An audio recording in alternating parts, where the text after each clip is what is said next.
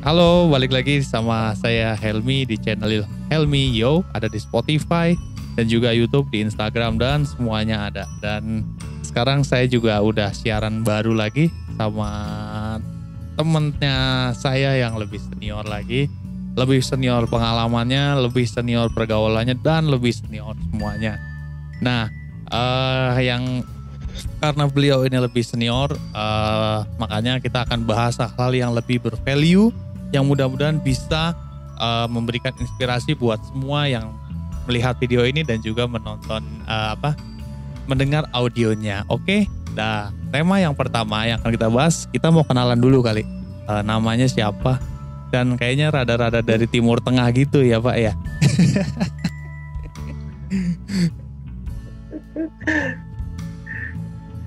Bisa aja Mi. Oke, thank you Mi udah ngundang Mi. Jadi penonton setianya Helmi Yo. Oke, kenalkan saya Ismail, temannya Helmi di kantor. Jadi kalau dibilang tadi senior ya senior, paling beda senior berapa tahun nih Mi ya? 2 tahun kali paling ya. Senior panjang Pak gitu kan. Oke Pak, tadi udah bawa-bawa kantor nih ya. Udah langsung mau masuk ke tema aja, diangkat dari kantor. Kalau ngomong-ngomong soal kantor nih Pak, kenapa sih kita harus bekerja Pak? Menurut kacamata dari yang lebih senior daripada saya, mungkin kalau saya I need to work for having a money. Nah kalau dari kacamata yang lebih senior itu gimana sih Pak? Mungkin boleh bagi inspirasi ke saya juga terutama. Monggo. Waduh, langsung ya bahasannya kenapa harus kerja gitu ya. Iya, karena tadi udah diangkat kantor Pak. Kantor, ya. Gitu. Padahal nggak usah disebut teman kantor, bilangnya teman main gitu. Gimana dong? Katanya senior. Oke. Gimana Pak? Kenapa tadi kita harus bekerja? Tema kita yang pertama ini, kenapa kita bekerja? Oke, tadi kan ditanya ya, kenapa sih kita harus bekerja? Ya kalau jawaban pragmatisnya karena kita punya cicilan gitu Mi. Jadi ya harus bekerja gitu. Having a punya debit yang harus dibayar tiap bulan. Oke. Kalau cicilan kayaknya mau nyantai-nyantai juga silakan aja gitu. Oke. Jadi debt make you walk gitu ya. Enggak debt sih, no walk. Itu kalau ngomongin ini ya, kalau ngomongin bercandanya gitu ya. Iya. Mau work from office, mau work from home, pokoknya work aja ya, terserah deh. Oke, nah tadi kembali ya ke pertanyaannya, kenapa sih kita harus bekerja ini ya? Betul. Kalau menurut saya sih, kalau kenapa kita harus bekerja itu berhubungannya sama motivasi ya Mi ya, bener nggak? Benar, motivasi bisa juga. Apa sih yang memotivasi orang supaya dia atau apa yang memotivasi orang supaya bekerja gitu. Nah kalau kita hubungkan motivasi ini, biasanya itu kita nggak jauh-jauh dari teorinya Abraham Maslow. Pernah dengar dong nih Abraham Maslow? Pernah dengar yang bentuknya piramida itu ya, dari bawah ke atas. Ya, tapi kayaknya lebih oke Bapak yang menjelaskan daripada saya. Dilanjut Pak. yang lebih enak sih Abraham Maslow sendiri yang jelasin gitu kali ya, tapi kan susah. Kayaknya udah almarhum. Nggak masuk. Ya ini sih minjem teorinya Abraham Maslow. Jadi Abraham Maslow itu yang tadi kami bilang bahwa itu adalah piramida kebutuhan ya. Artinya setiap orang pasti punya kebutuhan. Nah di Maslow ini dia bilang bahwa kebutuhan orang itu ada 5 tingkatan. Oke, ada 5 tingkatan. Yang pertama ada 5 tingkatan, dari tingkatan paling dasar gitu kan, yang paling basic sampai tingkatan yang paling advance istilahnya. Gitu. Nah tingkatan yang paling basic ini Mi, itu adalah kebutuhan orang akan basic needs atau kebutuhan dasar. Oh, kebutuhan dasar, sandang, pangan, papan, begitu ya? Sandang ya. Kalau di sana justru tambahin lagi sandang, pangan, papan sama tidur atau istirahat ya. Oh iya. Jadi itu adalah istilahnya kebutuhan dasar dong. Artinya kita pakai sandang, pangan, papan, tapi kalau nggak bisa istirahat ya repot juga nanti ya. Gitu. Oke, istirahat. Siap. Berarti kita nggak kerja terus ya? Ada istirahatnya. Jadi itu sih yang mungkin poin utamanya adalah makan ya. Artinya makan di sini orang bekerja ya untuk makan, untuk mendapatkan sesuatu, untuk mendapat uang, ya nanti uangnya dipakai untuk makan. Oke. Terus itu kebutuhan pertama ya. Kenapa orang bekerja? Pertama sih untuk memenuhi basic needs-nya dia. Nah, setelah basic needs terpenuhi, itu namanya orang ya pasti punya kebutuhan yang lain gitu. Betul. Nah, kebutuhan lain itu adalah untuk free from fear atau bebas dari rasa takut. Gitu. Contohnya Pak, beli kuota, masuk nggak? Gimana tuh? Beli kuota internet, contoh masuk nggak tuh? Fear. Beli kuota. Waduh, mungkin kalau untuk takut sih kurang pas ya. Oke. Kalau ya, kalau menurut Maslow nih dia yang bilang takut itu biasanya sesuatu yang belum pasti nih Mi. Artinya contohnya hari tua ya. Hari tua kan kita belum pasti nih ya mau seperti apa nanti kita gitu kan. Sekarang sih alhamdulillah masih muda gitu. Tapi nanti suatu waktu kita pasti akan tua. Dan ketika kita tua tuh kita nggak yakin nih kita akan seperti apa nanti ya. Betul, kita masih bisa seperti ini gitu kan. Atau barangkali kita ada keterbatasan. Nah, untuk menghadapi ketakutan akan sesuatu yang uncertain itu, itu makanya kita juga bekerja. Artinya nanti dari sesuatu yang kita dapatkan itu dipakai untuk nabung. Untuk persiapan di hari berikutnya begitu Pak ya. Betul ya. Jadi supaya kita menghilangkan ketakutan kita akan ketidakpastian di hari tua tersebut. Oke, betul. Itu alasan kedua itu nih. Nah, alasan ketiganya apa? Kalau kita udah mendapatkan basic need, kemudian kita mendapatkan safety, gitu ya. Nah, kebutuhan ketiga itu adalah mengenai keberterimaan, keinginan kita untuk diterima oleh orang lain, nih. Oh, berarti diterima di lingkungan, di masyarakat, gitu ya, Pak? Diterima di lingkungan, betul. Diterima di lingkungan. Ya, jadi bagian dari suatu lingkungan, gitu nih ya. Artinya apa? Kok itu bisa menjadi sesuatu yang alasan bekerja sih? Ya mungkin contohnya kayak gini sih. Dengan bekerja kita kan menjadi punya teman ya, punya teman satu tim kayak kita mungkin ya. Kita kan teman satu tim di kerjaan gitu kan. Ya, dengan kita punya satu tim, ya itu merupakan salah satu alasan kita bekerja juga supaya kita ketemu orang lain di pekerjaan. Iya. Jadi satu tim gitu kan, jadi solid gitu. Betul. Nah, jadi kita menjadi sesuatu yang bukan cuma berjuang sendiri, tapi juga berjuang bersama-sama teman. Makanya kita bekerja. Nah ini kalau kita tarik lebih lanjut nih, ini preferensi juga orang bekerja di mana kayak gitu. Oh jadi ada rasa tersendiri ya dibandingkan kita tidak bekerja, karena kita merasa diterima di lingkungan, kita diterima di masyarakat gitu kan. Nah itu yang membuat orang termotivasi, oh ya saya harus bekerja gitu loh, karena agar saya diterima di masyarakat atau mungkin saya bisa berguna di masyarakat. Ya. Atau dua-duanya betul Pak?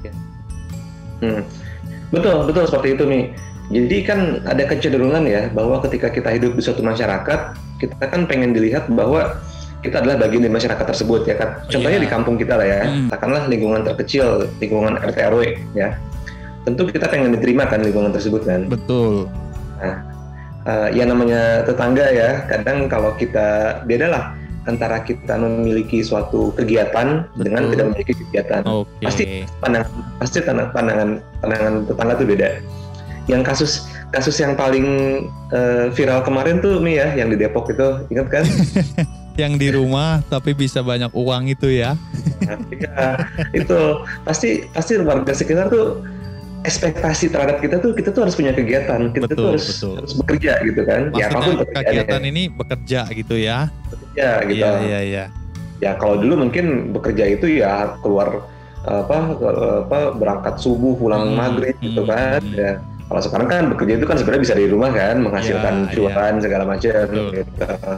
Salah satu tujuan kita bekerja supaya kita memiliki kegiatan sehingga kita memiliki status sosial yang bisa diterima lah di lingkungan kita sekitar gitu nih. Betul. Oke, kalau gitu kita tadi kan udah ada 3 faktor. Mungkin sekarang kita bisa masuk faktor yang keempat. Tadi kan untuk pertama kebutuhan, kedua untuk terbebas dari rasa takut di hari berikutnya. Kemudian ketiga itu untuk diterima di lingkungan. Nah kalau yang keempat tadi apa yang dari kenapa kita bekerja berdasarkan teori Maslow tersebut? Nah yang keempat itu adalah untuk sense of achievement atau prestasi nih. Oke, baik. Jadi kan kita punya target untuk diri sendiri ya, untuk mencapai sesuatu ya. Tapi yang paling penting lagi itu adalah bagaimana cara kita membuktikan bahwa kita tuh punya kendali nih terhadap kita. Ya. Punya kedaulatan sama nggak Pak maknanya dengan kita berdaulat, punya karya gitu? Ya bisa juga ya, berdaulat terhadap diri sendiri gitu ya. Betul. Punya otonomi terhadap diri sendiri. Itu mungkin salah satu alasan orang bekerja. Artinya apa, kok kayak kontradiktif ya? Kalau kerja kan bukan disuruh-suruh orang gitu misalnya ya. Iya. Oke, itu kita simpan ya. Memang betul. Ketika kita bekerja pasti ada atasan kita yang meminta kita memberikan instruksi. Itu, kan? Ya? Memberikan instruksi kepada. Instruksi, betul. Ya, itu betul ya. Tapi di sisi lain kita bisa bilang bahwa ketika kita bekerja, kita bebas loh mengeksplor. Kita mau ngapain, kita mau melakukan apa, kita mau siapa misalnya. Ya, betul kan? Jadi pasti ada satu aspek tertentu di pekerjaan kita di mana kita tuh punya kendali, ya. Baik kendalinya terhadap bawahan kita atau terhadap supplier kita misalnya, ya. Atau barangkali terhadap rekan kerja kita, tapi kita punya kendali di situ. Oh iya, dari situ kita merasa punya peningkatan kualitas diri gitu ya Pak ya. Bahwa kita jadi sesuatu yang punya karya loh, bisa berdampak bagi sekitar kita. Itu makanya kita terus bekerja seperti itu. Betul. Oke, nah kalau karya itu mungkin kita lebih jauhnya itu yang nanti tahap kelima nih. Oke, masuk kelima ya. Yang kelima, tapi untuk yang keempat ini tadi kembali bahwa kita punya kendali loh, kita punya otoritas terhadap diri sendiri ataupun terhadap orang lain. Itu yang bikin orang tuh senang bekerja, karena mereka merasa punya power. Gitu. Oh iya. Ya, jadi masih merasa powernya dulu nih. Ya. Nah, yang berikutnya, yang finalnya, mengapa orang bekerja? Yang tadi Helmi bilang, ya, untuk aktualitas diri sebenarnya. Ya, contoh paling konkretnya apa sih? Elon Musk nih. Yang mungkin saya tahu yang dia menciptakan mobil listrik brand Tesla itu ya. Betul. Yang dia menciptakan mobil listrik, yang dia menciptakan SpaceX untuk ke perjalanan ke luar angkasa itu. Iya. Dia tuh orang kesekian terkaya sedunia gitu loh. Betul. Ya, artinya kalau kita ngomongin uang gitu kan, buat apa lagi sih dia kerja gitu kan, dia udah punya semuanya gitu. Saya udah nggak butuh uang bro. Nggak butuh uang, dia udah yang level 1 sampai yang sekian tuh ya dia udah lewat. Betul. Nah itu dia ada di level kelima, dia ada level paling tinggi mengenai untuk mengaktualisasikan dirinya. Ya. Dan juga mengaktualisasikan dirinya sebagai pelayan masyarakat. Artinya dia pengen loh, dia menjadi suatu pelayan atau dia memberikan suatu servis kepada masyarakat, di mana nanti masyarakat bisa mendapatkan produknya dia untuk membuat kehidupan di bumi ini lebih bagus gitu, lebih friendly. Jadi lebih jauhnya bukan buat dirinya sendiri, tapi untuk masyarakat gitu. Betul. Ya. Nah saya terlintas satu pertanyaan terhadap konten tadi. Bisa nggak kalau kita sebagai insan atau individu bekerja itu stepnya lompat Pak? Artinya saya merasa pengen langsung diakui masyarakat, jadi saya bekerja atau berkarya yang banyak impact-nya. Kalau nggak ada itu saya nggak bisa bilang itu bekerja. Itu mindset seperti itu oke nggak sih, atau terserah, boleh-boleh aja berpendapat masing-masing atau gimana Pak? Oke, pendapat gue ya Mia ya. Pendapat gue sih kalau memang kita artinya mau lompat dari satu stage ke yang lain, umumnya umumnya itu kita memenuhi satu stage dulu, baru stage berikutnya. Umumnya seperti itu, ya. Oke, ada kalanya gue juga punya beberapa teman yang memang artinya dia nggak mau tahu, dia nggak mau pusing terhadap penerimaan orang sekitar misalnya. Terus dia nggak mikirin saya makan atau enggak, yang penting saya punya karya buat masyarakat bagus gitu kan. Betul. Mungkin ada kalanya hal tersebut terjadi ya, artinya nggak impossible. Tapi apakah itu sustain atau enggak, kita belum tahu. Oh, jadi kata kuncinya adalah di sustainnya itu ya, berkelanjutannya itu ya. Urutannya sebenarnya kayak gitu. Kita yang sekarang tahu dulu deh hari ini mau makan apa gitu kan.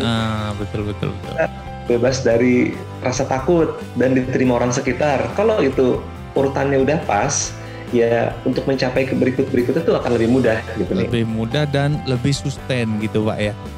Ya. Oke. Sustainability juga kan, keberlangsungan seperti itu. Ya, jadi kalau menurut gue sih, apakah bisa? Ya mungkin saja bisa. Tapi apakah sustain? Ya kita belum tahu. Oh iya, karena memang banyak, ya mungkin saya pribadi juga banyak menggambarkan diri, oh iya kayaknya saya bisa bikin sesuatu yang bagus dulu nih untuk masyarakat. Tapi ketika saya coba masuk ke situ ternyata hal-hal yang kecil belum saya perhatikan, ya memang untuk sustainability-nya kita pertanyakan. Oke Pak, by the way thank you sharing di konten pertama kali ini ya. Kenapa kita bekerja tadi menggunakan teori Maslow ya. Nah nanti mungkin kita bisa ketemu lagi di edisi konten yang kedua. Dan dari konten yang Maslow ini saya berharap bagi semua yang menonton dan mendengar bisa mendapatkan referensi baru ya Pak ya. Tentang kenapa sih dia harus bekerja dan kemudian ada di level mana saat ini kita sudah bekerja. Oh ya, saya baru kepikiran lagi pertanyaan nih Pak. Kira-kira harus menunggu dewasa atau menunggu senior dulu kah Pak untuk mencapai stage yang 3 dan 4 atau dari awal dari selagi muda bisa dicapai 5 stage itu Pak? Mungkin singkat, bisa nggak sih mencapai 5 stage itu di awal-awal kita bekerja, mungkin 5 tahun pertama, kemudian 4 tahun pertama? Oke, kita sekarang ngomongin mengenai umur atau senioritas dalam bekerja, mungkin kurang lebih seperti itu. Iya. Ya, kalau saya hubungkan tadi. Artinya mungkin nggak sih orang yang junior itu mampu sampai level kelima kayak gitu? Iya. Alangkah beruntungnya ya kalau memang sedari muda kita sudah tahu kita mau ngapain dan sudah bisa mengaktualisasikan diri seperti itu. Betul. Seperti itu sih. Ya, artinya alangkah beruntungnya kalau memang dia bisa langsung tahu step-stepnya dan dia tahu oh saya harus menjadi seperti ini, plus didukung oleh platform-platform di bawahnya. Artinya tadi kita ngomongin otoritas ya. Iya. Dia harus punya otoritas terhadap orang lain ya. Kalau memang di lingkungannya itu orang lain tersebut mau mendapatkan perintah dari orang yang lebih junior, masih bisa terjadi gitu nih. Oke. Berarti memang variabel untuk terjadi seperti itu sangat mungkin ya Pak? Sangat mungkin, tapi harus didukung oleh faktor eksternal juga. Oke, jadi memang harus ada faktor yang kita perhatikan juga di. Oke. Terima kasih sekali lagi untuk sharing di konten pertama kali ini. Jangan kapok ya Pak, besok kita ketemu lagi dan berikutnya. Oke, thank you sekali lagi buat teman-teman semua yang udah dengerin siaran ini. Lihat siaran ini, kalau mau akses bisa ada di YouTube, di Instagram, dan juga di Spotify. Boleh di follow juga Instagram saya, helkusuma.helmi, dan Pak Ismail nanti saya cantumin di bawah aja. Terus subscribe, jangan lupa listen di Spotify juga, karena kedepannya kita bakal kasih konten seputar dunia pekerjaan yang mungkin bahasanya lebih legit, tapi tentunya kalau bahasa sekarang konten-konten daging. Oke, thank you Pak Ismail. Selamat. Terima kasih sudah mengundang ya. Sampai lagi. Sampai ketemu lagi Mi, thank you. Siap.